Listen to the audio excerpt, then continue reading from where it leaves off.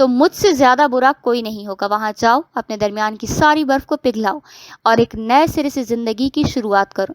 شروع میں ذوحان اور ماہین دونوں کے لیے ہی یہ اچانک سفر ایک زبردستی کا بوجھ اور ذہنی دباؤ محسوس ہوا، لیکن جب وہ استنبول کی زمین پر اترے تو وہاں کے دلکش، پرسکون، تاریخی اور رومانوی ماحول نے آہستہ آہستہ ان کے دلوں پر جمی ہوئی برف کو پگھلانا شروع کر دیا۔ ترکی کے وہ نیلے سمندر، باسفورس کا وہ خوبصورت پل، پرانے تاریخی مساجد، خنک اور مہکتی ہوائیں اور وہاں کی تنہائی نے انہیں ایک دوسرے کے ساتھ زیادہ سے زیادہ وقت گزارنے پر مجبور کر دیا۔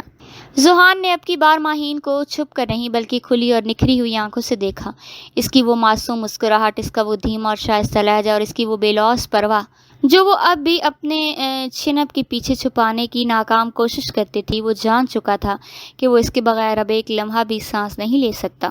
اور پھر وہ تاریخ ساز شام آ پہنچی، استنبول کے ایک پرسکون اور خوبصورت ساحل پر جہاں سورج ڈوب رہا تھا اور افق پر سرخ اور سنہری بادلوں کا راج تھا۔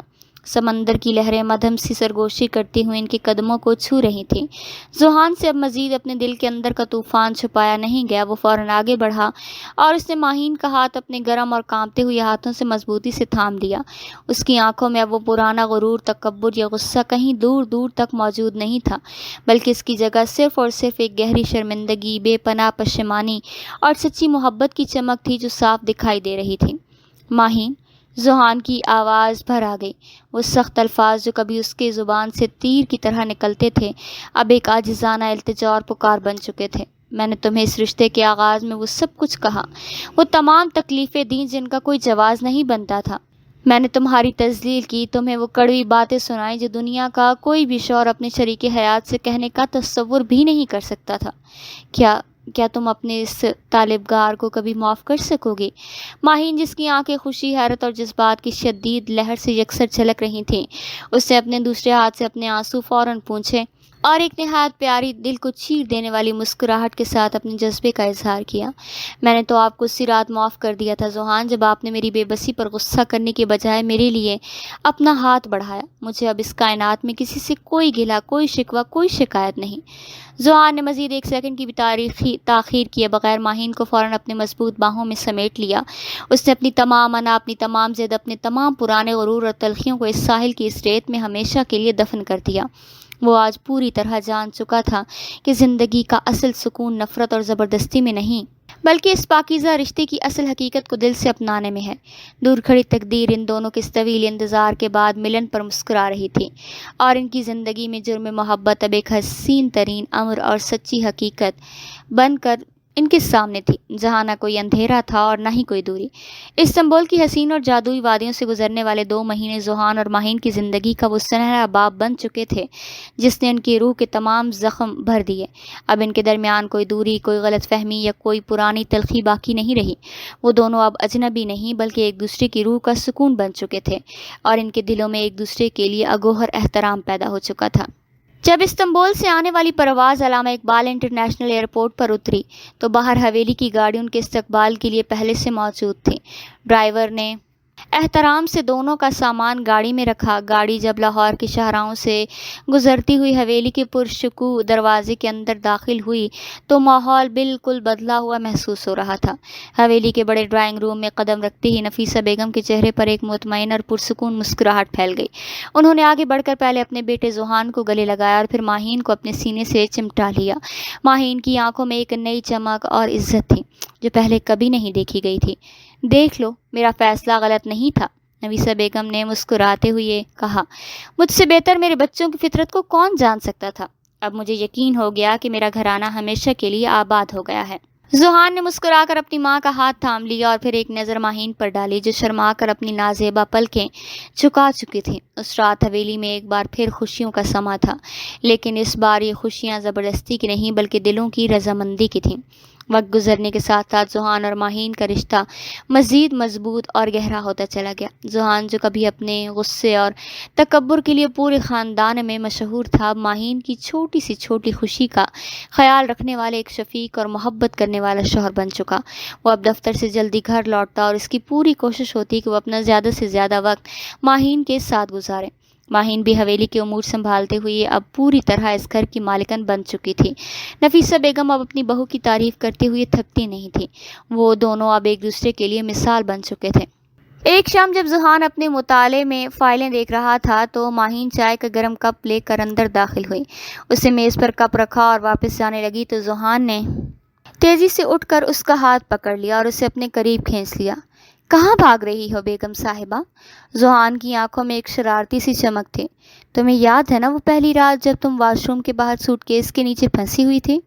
माहीन का चेहरा शर्म से सुर्ख हो गया और वो हल्का सा हंसी।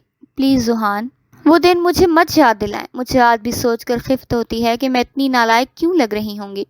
ज़ुहान उसके गाल को छूते हुए नरमी से कहा, नालायक नहीं, मेरी ज़िंदगी का सबसे बेहतरीन इत्तेफाक। अगर उस दिन वो सूटकेस वहाँ ना फंसता तो शायद मुझे कभी ये पता ही नहीं चलता कि मेरे मुकद्दर में दुनिया की सबसे हसीन और समझदार लड़की लिखी गई है। माहीन ने अपनी पलकें उठाकर ज़ुहान की आंखों में देखा, जहां सिर्फ और सिर्फ उसके लिए बेपनाह मोहब्बत और अकीदत के समंदर मौजें मार रहे थे। उसने अपना सर ज़ुहान के मजबूत कंधे पर रख दिया और ज़िंदगी एक बार फिर कितनी खूबसूरत मालूम होने लगी। खुशियों के इस पुरसुकून समंदर में तूफान लाने के लिए कुछ लोग हमेशा घात लगाए बैठे होते हैं। ज़ुहान और माहीन की बढ़ती हुई कुर्बत और खुशहाल इज़दवाजी ज़िंदगी से हवेली के कुछ करीबी रिश्तेदार बिल्कुल खुश नहीं थे। ख़ास तौर पर नायला, जो नफीसा बेगम की दूर की रिश्तेदार थीं और तवील अरसे से ये ख्वाब देख रही थी कि ज़ुहान की शादी उसकी अपनी पसंद की लड़की से हो। वो अंदर ही अंदर जल रही थी। नायला को इस बात का शदीद सदमा था कि जो रिश्ता इसकी पहुंच में लग रहा था वो माहीन की झोली में गिर चुका। उसने अंदर ही अंदर ज़ुहान और माहीन के दरमियान गलतफहमियां पैदा करने की छोटे छोटे जाल बिछाना शुरू कर दिए। एक दिन जब ज़ुहान का कारोबारी सिलसिले में एक अहम मीटिंग्स के लिए दूसरे शहर जाना हुआ, नायला ने मौका का फ़ायदा उठाया, हवेली आई और माहीन से अकेले में मिली। उसके लहजे में जहर घिला हुआ था मगर चेहरे पर मसनूई मुस्कुराहट सजी हुई थी। माहीन बेटा, तुम कितनी खुशफहम हो ना। तुम्हें लगता है ज़ुहान तुमसे सच्ची मोहब्बत करता है? अरे भाई, ये तो सिर्फ तुम्हारी और नफीसा आपी की खुशफहमी है। मर्द कभी भी ज़बरदस्ती के रिश्ते को दिल से नहीं अपनाता, वो तो बस एहसान निभा रहा है। माहीन का दिल एक लम्हे के लिए धक से रह गया, लेकिन इसने खुद को संभाला और मजबूती से कहा, नायला आपी, आपको मेरे और मेरे शौहर के रिश्ते पर तबसरा करने की कोई ज़रूरत नहीं। ज़ुहान मुझसे क्या महसूस करते हैं ये मैं बेहतर जानती हूँ। नायला जहरीला मुस्कुराई। अच्छा, ज़रा ये तस्वीरें देखो और फिर अपनी इस खुशफहमी पर मातम करना। उसने अपने पर्स से कुछ पुरानी और मुबहम तस्वीर निकाल कर माहीन के सामने फेंक दी। इन तस्वीर में ज़ुहान किसी दूसरी लड़की के साथ कॉफ़ी शॉप में बैठा हुआ नज़र आ रहा था। हालांकि वो तस्वीर पुरानी थी और इसमें कोई गलत बात नहीं थी, मगर नायला ने उन्हें इस तरह पेश किया कि वो और ज़्यादा मशकूक लगी। माहीन की निगाहें इन तस्वीर पर पड़ी तो इसके हाथ हल्के से कांप उठे। इसका दिल चाहा कि वो नायला की इन चालों पर यकीन ना करे, लेकिन इस लम्हे के लिए औरत की फितरत, झंझलाहट और शक ने उसके दिल में सर उठा ही लिया। जब ज़ुहान रात गए दूसरे शहर से वापस हवेली लौटा तो उसने महसूस किया माहीन का रवैया कुछ बदला हुआ है।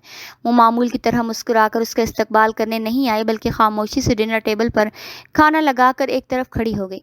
ज़ुहान ने खाने के दौरान कई बार माहीन की तरफ देखा, लेकिन उसकी निगाहें झुकी हुई थीं और उसके चेहरे पर एक गहरी उदासी और सर्दी छाई हुई थी, जो ज़ुहान को अंदर तक बेचैन करके। रात को जब दोनों अपने कमरे में आए और दरवाज़ा बंद हुआ तो ज़ुहान से मज़ीद खामोशी इख्तियार न हो सकी। इसने आगे बढ़कर माहीन का रास्ता रोका और इसके कंधों पर हाथ रखते हुए नरमी से पूछा, माहीन, क्या बात है? जब से मैं आया हूँ तो मुझसे नज़रें चुरा रही हो।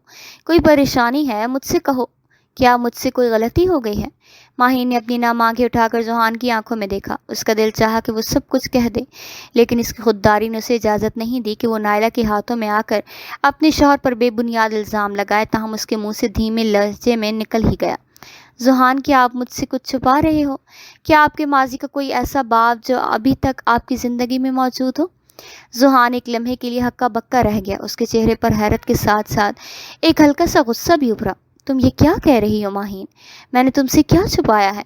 मेरा माजी जो भी था वो तुम्हारे आने से पहले ही ख़त्म हो चुका। आज मेरी ज़िंदगी का हर लम्हा सिर्फ़ और सिर्फ तुम्हारा है। माहीन ने नायला की लाई हुई वो बातें और इशारे दबे अल्फाज में कहे तो ज़ुहान का चेहरा गुस्से से सुर्ख हो गया। वो समझ गया कि हवेली में जहर घोलने वाला कोई और नहीं बल्कि वही नायला है जो उनकी खुशियों को देखकर अंदर ही अंदर जल रही थी। ज़ुहान ने अपना गुस्सा दबाते हुए माहीन का हाथ अपने दोनों हाथों में मजबूती से थाम लिया। उसकी आंखों में आंसू थे जो उसकी सच्ची मोहब्बत की गवाही दे रहे थे। माहीन, अगर तुम मुझ पर शक करोगी तो फिर इस दुनिया में मेरे लिए जीने का कोई जवाब बाकी नहीं रहेगा। میں نے تمہیں اپنی زندگی اسی لیے نہیں دی تھی کہ کوئی تیسرا شخص آ کر ہمارے درمیان دیوار کھڑی کر دے۔ نائلہ، یہ کسی اور کی باتوں میں آنے سے پہلے مجھ سے پوچھا کرو۔ میں تمہارا تھا، تمہارا ہوں اور مرتے دم تک صرف تمہارا ہی رہوں گا۔ ماہین کا دل زوہان کی یہ سچی باتیں سن کر پگھل گیا۔ اس کی آنکھوں سے گرنے والے آنسو اب شک کے نہیں بلکہ خوشی اور اعتماد کے تھے۔ اس نے آگے بڑھ کر خود کو زوہان کی مضبوط باہوں میں چھپا لیا اور زوہان نے اسے اپنے سینے سے لگا کر یہ ثابت کر دیا کہ ان کے درمیان کوئی بھی سازش کبھی کامیاب نہیں ہو سکتی۔ اگلے ہی دن زوہان نے اس معاملے کو ہمیشہ کے لیے ختم کرنے کا فیصلہ کر لیا۔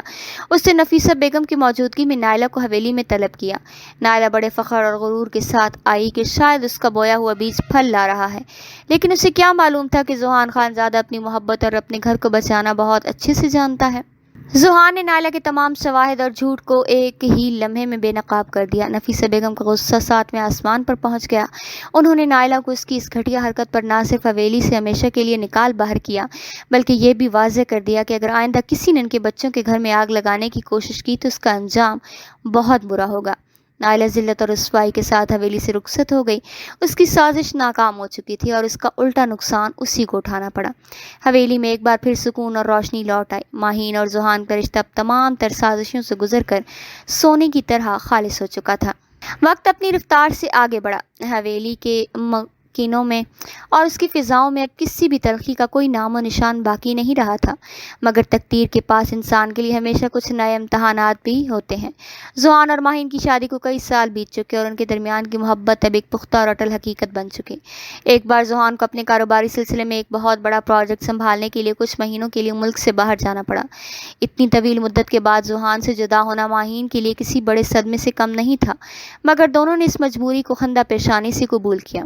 وہ جدائی کے دن ماہین کے لیے بہت مشکل تھے۔ وہ سارا دن حویلی کے وسیع کمرے میں اکیلی بیٹھی زوہان کی یادوں میں کھوئی رہتی۔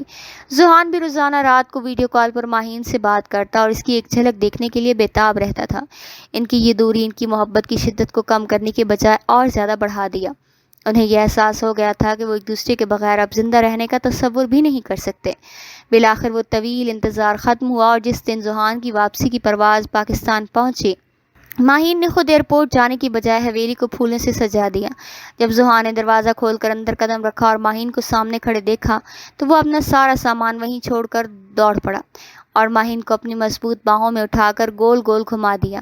اس دن کے بعد سے انہوں نے کبھی بھی ایک دوسرے سے الگ ہونے کا فیصلہ نہیں کیا۔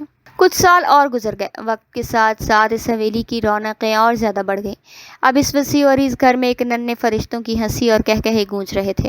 ماہین ماں بن چکی تھی اور اس کی گود میں ایک پیارا سا بیٹا تھا جس کی آنکھیں بالکل اپنے باپ زوہان جیسی تھیں، پراعتماد، روشن اور متجسس۔ نفیسہ بیگم کا دل باغ باغ ہو چکا تھا۔ وہ سارا دن اپنے پوتے کے ساتھ کھیلتی اور دل ہی دل میں اس بات پر فخر کرتی تھیں کہ ان کا لیا گیا وہ زبردستی کا فیصلہ دراصل ان کی زندگی کا سب سے بہترین فیصلہ ثابت ہوا تھا۔ ایک شام زوہان جب دفتر سے تھکا ہوا واپس لوٹا تو اس نے دیکھا کہ ماہین لان کے سبززار میں بیٹے کو گود میں لیے کھڑی اور شام کا سورج افق پر ایک سنہری روشنی بکھیر رہا تھا۔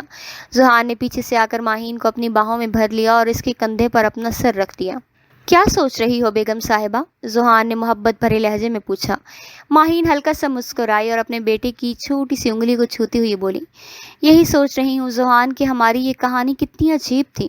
شروعات کتنی تلخ، نفرت اور زبردستی سے ہوئی تھی اور آج ہم کہاں کھڑے ہیں؟